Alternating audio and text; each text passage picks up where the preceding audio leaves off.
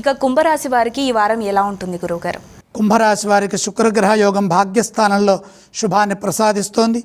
శుక్ర భగవానుడు అనుగ్రహం వల్ల ఆర్థిక విషయాలు అనుకూలంగా ఉంటాయి. సిరి సంపదలు పెంచుకోవడానికి ఇది తగిన సమయము. లక్ష్మీదేవి అనుగ్రహం పరిపూర్ణంగా లభిస్తుంది. దేనికి వెనకాడకుండా ఉత్సాహంగా పనిచేయండి. శ్రమకు తగిన ప్రతిఫలం వెంటనే లభిస్తుంది. భాగ్య శుక్రయోగం సంపదల విషయంలో అదృష్టాన్ని ప్రసాదిస్తుంది.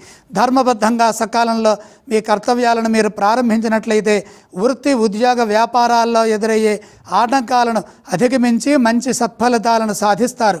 ఆత్మవిశ్వాసంతో ముందుకు సాగండి. నిరుత్సాహాన్ని ఇచ్చే ఆలోచనలు సంభాషణలు ఏవీ చేయవద్దు. అధిక శాతం మౌనంగా ఉండండి. ఆవేశానికి గురి చేసేవారు ఉంటారు. కాలాన్ని సద్వినియోగం చేసుకోవాలి.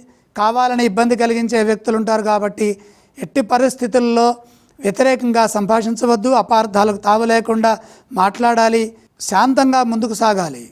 మిత్రభావంతో వ్యవహరించాలి. ఎటువంటి ఇబ్బందులు ఉండవు. తెలివిగా పనిచేస్తే వ్యాపారంలో కూడా మేలు జరుగుతుంది. సమిష్టి కృషి విజయానికి సంకేతం. శుభ భవిష్యత్తు బ్రహ్మాండంగా ఉంటుంది. కుంభరాశి వారు ఏ స్తోత్రం పఠిస్తే బాగుంటుంది?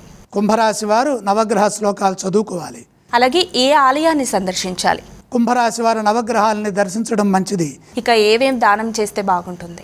నవగ్రహ ప్రీతికై నవధాన్యము నవగ్రహ పాదాల దగ్గర ఉంచి నమస్కారం చేయండి.